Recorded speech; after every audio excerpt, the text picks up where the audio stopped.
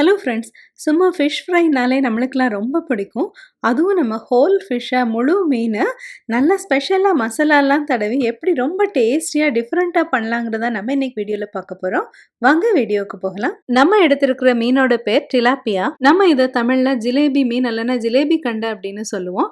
இது ஆறு, கிணறு, குளம் மாதிரி ஃப்ரெஷ் வாட்டர், அதாவது நல்ல தண்ணியில் கிடைக்கிற ஒரு மீன். நீங்கள் இதுவரை சப்ஸ்கிரைப் பண்ணலன்னா சப்ஸ்கிரைப் பண்ணிட்டு தொடர்ந்து பாருங்கள். Welcome to Vicky's kitchen. பொதுவாக இந்த மாதிரி மீன்கள் எல்லாம் உள்பகுதியெல்லாம் கிளீன் பண்ணிட்டு இந்த மாதிரி ஃபுல் ஃபிஷ்ஷாக தான் வெளிநாடுகளில் விற்கிறாங்க. நாங்கள் இந்த மீனை காஸ்கோ அப்படிங்கிற கடையில் வாங்கியிருந்தோம். இந்த 2 மீனும் சேர்த்து 1/2 கிலோ இருந்துச்சு. இந்த ஃபிஷ் ஃப்ரைக்கு நம்ம சங்கரா மீன், வாவல் மீன் எந்த மீன் வேணாலும் சூஸ் பண்ணிக்கலாங்க. பொதுவாக இங்கெல்லாம் முழு மீனாக தான் விற்பனைக்கு வருது. இந்த மீனுக்கு உள்பகுதி இருக்கு இல்லையா, அந்த வயிறு, குடல் இது எல்லாத்தையுமே அவங்க எடுத்து ரிமூவ் பண்ணியிருப்பாங்க. அதே மாதிரி வெளியே அந்த செதில் இருக்கும் இல்லையா, அந்த ஸ்கேல்ஸ் எல்லாத்தையுமே அவங்க ரிமூவ் பண்ணியிருப்பாங்க. ஆனால் நான் இப்போ வீடியோவில் காட்டுறேன் பார்த்தீங்களா, இந்த மாதிரி அதோட ஃபின் இருக்குல்ல, அதோட துடுப்பு பகுதிகள் எல்லாமே இருக்கும். அதோடவே நம்ம வந்து பொரிச்சுக்கலாம். இல்லை அப்படின்னா அதை கூட நம்ம ரிமூவ் பண்ணிக்கலாம். ஆனால் நம்ம இந்தியன் குசைனில் வந்து இந்த மாதிரி உள்ள துடுப்பு பகுதிகள் எல்லாம் ரிமூவ் பண்ணிடுவோம். அப்படிங்கிறனால நான் இந்த மாதிரி ஒரு சிசரால் இதை கட் பண்ணி ரிமூவ் பண்ணிட்டேன். அது மாதிரி ஒரு கத்தியால் இதோட வால் பகுதியையும் நான் கட் பண்ணி ரிமூவ் பண்ணிக்கிறேன். இந்த வால் பகுதியோடய நம்ம பொரிக்கணுனாலும் பொரிச்சுக்கலாம். என்னதான் அவங்க செதில்லாம் ரிமூவ் பண்ணியிருந்தாங்க அப்படின்னாலும் நம்ம ஒரு தடவை இந்த மாதிரி ஒரு கத்தியால் அது மேலே அப்படி தடவி பார்த்தோம் அப்படின்னா எதுவும் மிச்சம் ஸ்கேல்ஸ் இருந்துச்சு அப்படின்னா நமக்கு வெளியில் வந்துடும். அது மாதிரி செஞ்சோம் அப்படின்னா நம்மளுக்கு அது நல்லா சேஃபராகவே சமைக்கிறதுக்கு ஈஸியாக இருக்கும். மீன் நம்ம முழுசாக தான் பொரிக்க போகிறோம் இல்லையா, இது மேலே தடவுற மசாலா அது மேலே நல்லா இறங்கணும் அப்படிங்கிறக்காக நம்ம அது மேலே கொஞ்சம் கீறி விடுறோம்.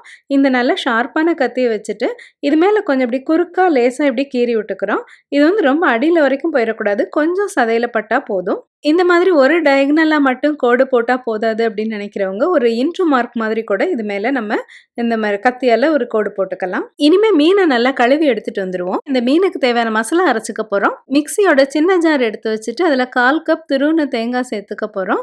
இல்லை அப்படின்னா இந்த பத்தையாக போட்டது அப்படின்னா 2 சில்லு தேங்காய் சேர்த்துக்கிறோம். இது கூட நாட்டு வெங்காயம் 2 எடுத்து வச்சுக்கிறோம். நாட்டு வெங்காயம் இல்லை அப்படின்னா நம்ம பெல்லாரி வெங்காயத்துலேருந்து 2 சின்ன துண்டுகளை வெட்டி நம்ம இப்படி சேர்த்துக்கலாம். ஜீரகம் 1/4 டீஸ்பூன், மஞ்சள் 1/4 டீஸ்பூன், மிளகாய்த்தூள் 1/2 டீஸ்பூன், உப்பு 1 டீஸ்பூன், மீன் உதிராம இருக்கணும் அப்படிங்கறக்காக கார்ன் ஸ்டார்ச் இல்லைன்னா அரிசி மாவு 1/2 டீஸ்பூன் சேர்த்துக்கிறோம். இது எல்லாத்தையும் சேர்த்து 1 டேபிள் ஸ்பூன் தண்ணி மட்டும் சேர்த்து நல்லா மையா அரைச்சு எடுத்துட்டு வந்துருவோம். பாருங்க எவ்வளவு கெட்டியா அரைச்சு எடுத்துட்டு வந்திருக்கோம் அப்படின்னு சொல்லிட்டு அதிகம் தண்ணி சேர்த்துடக்கூடாது. இந்த மசாலாவை நம்ம கிளீன் பண்ணி வச்சிருந்தோம்ல, அந்த மீன் மேல நல்லா தடவிக்கிறோம். மீனோட உள் பகுதியிலையும் அந்த மாதிரி கோடுகளா போட்டோம் இல்லையா, அந்த இடங்கள்லுமே நல்லா மசாலா உள்ள போற மாதிரி நம்ம அதை நல்லா தேய்ச்சி விட்டுக்குவோம். மீனுக்கு மசாலா தடவுன உடனே பொரிக்கிறதுக்கு ரெடி ஆயிரும்.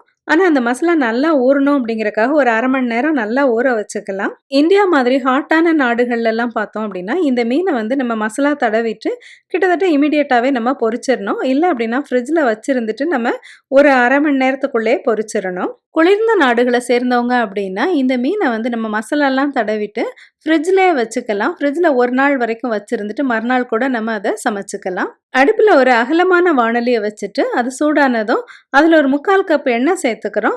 இந்த எண்ணெய் வந்து நம்மளுக்கு ஒரு 1/2 இன்ச்சாவது நமக்கு அந்த பாத்திரத்தோட சர்ஃபேஸில் நிற்கிற மாதிரி நம்ம ஊற்றிக்கணும். எண்ணெய் புகையக்கூடாது, ஒரு மீடியம் அளவுக்கு அது சூடாகணும். இமீடியட்டாக நம்ம மசாலாலாம் தடவி வச்சிருந்தாலும் அந்த மீன்களை சேர்த்துக்கிறோம். மீன் கறிலாம் செய்கிறதுக்குன்னு ஒரு அகலமான வாணலி எப்போவுமே நம்ம வச்சுக்கணும்.